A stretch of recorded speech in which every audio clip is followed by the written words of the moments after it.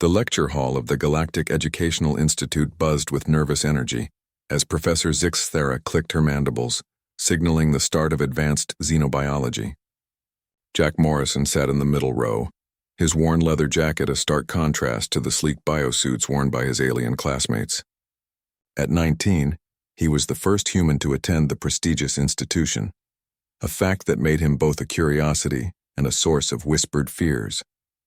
Today we examine the most dangerous predator species known to the galaxy, Professor Zixthera announced, her 6 eyes scanning the classroom. The humans of Earth, colloquially known as Deathworlders. Jack's pen froze over his notebook. Behind him he heard the distinctive chittering of Cree students, their translators working overtime to convert their rapid-fire conversation into standard galactic. Did you know they evolved from pursuit predators? One whispered, the translator's mechanical voice barely audible. I heard their planet has weather that can kill you, another added, and they actually enjoy it. Jack forced himself to keep taking notes, though his handwriting grew tighter with each whispered comment. Professor Zixthera pulled up a holographic display of Earth, its blue-green surface rotating slowly. This planet, she continued, experiences regular catastrophic weather events. Hurricanes with winds exceeding 250 kilometers per hour, tornadoes that can level entire settlements, and temperature variations of over 100 degrees between seasons. A Vilthari student, one of the peaceful herbivore species from the core worlds, raised a trembling appendage. Professor, how did any species survive such conditions? Through remarkable adaptation, Zixthera replied. Humans developed what we call persistence hunting. They would chase prey for dozens of kilometers until their target collapsed from exhaustion. Their endurance capabilities are unmatched in known space. Jack glanced to his left where Daisy Chen sat with perfect posture, her expression unreadable. She was 2 years older than Jack, a graduate student in interspecies psychology, and the only other human on campus. Her presence was both comforting and intimidating. She seemed to glide through the institution's challenges with an ease that Jack envied. The whispers grew bolder as the lecture continued. I heard they have forward-facing eyes, a gentle spoke, its gelatinous form quivering. Like pure predators. And they show their teeth when they're happy, another added with what sounded like revulsion.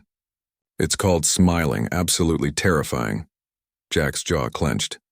He'd been smiling at these same students just yesterday, trying to make friends. Now he understood why they always seemed to back away.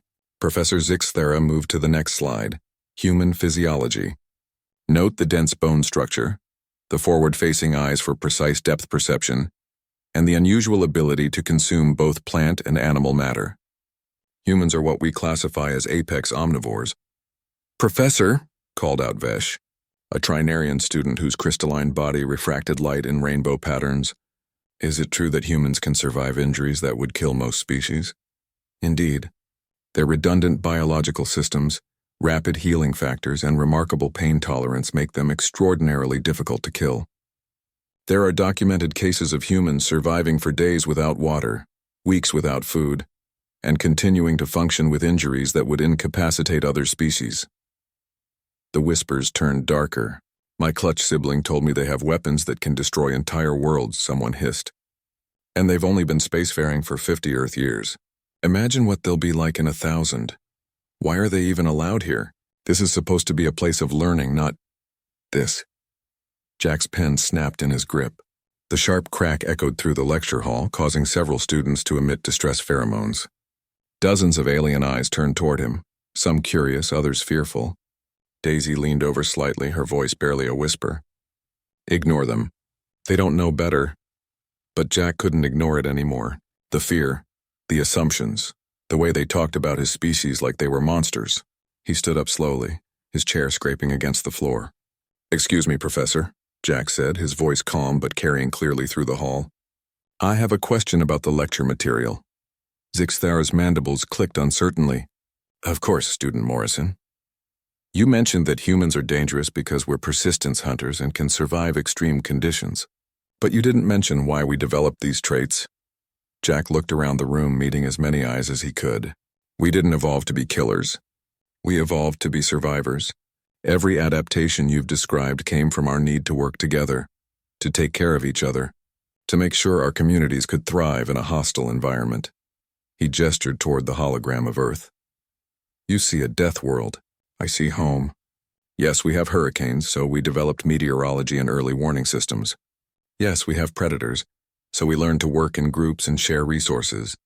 Yes, we can track prey for days, but we also tracked our lost children and elderly when they wandered from camp. The whispering had stopped. Even the automatic air recyclers seemed quieter. You're afraid because we're different, Jack continued. Because we come from a harsh world and we're built to survive it.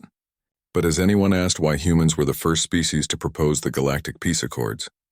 Why we spend more resources on disaster relief for other worlds than any other species? Why we're here in this classroom trying to learn about all of you instead of conquering you? Daisy was smiling now. Not the predatory expression the aliens feared, but something warm and proud. The same traits that make us dangerous make us protective, Jack said. We're persistence hunters, yes, but we use that persistence to help lost ships find their way home. We're built to survive disasters, so we run toward danger when others need help. We're hard to kill, so we put ourselves between harm and those who can't defend themselves. He sat down slowly, his heart hammering. Maybe instead of whispering about what makes humans scary, you could ask what makes us human.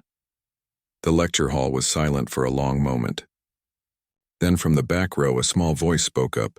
Pip, a young flutterer whose species was often prey to larger predators on their homeworld. Human Jack, Pip said, translators catching the musical notes of their language. Is it true that humans adopt orphaned animals? Even from other species? Jack's tense expression softened. All the time. We can't seem to help ourselves. A ripple of something that wasn't quite fear moved through the classroom. Professor Zixthera clicked her mandibles thoughtfully. Perhaps, she said, we should modify today's lesson plan. Student Morrison, Student Chen, would you be willing to share more about human culture and motivations? It seems we have much more to learn about your species than simple biological classifications can teach us. As Jack nodded, he caught snippets of new whispers around the room. But these were different. Curious rather than fearful. Questions instead of assumptions. Do humans really sing to their young? Is it true they have ceremonies to celebrate becoming adults? I heard they make art just for beauty, not function. Daisy leaned over again, her voice warm with amusement. Ready for the real education to begin? Jack smiled. The kind of genuine, open expression that his classmates were finally learning wasn't a threat display, but an invitation to understanding. Always.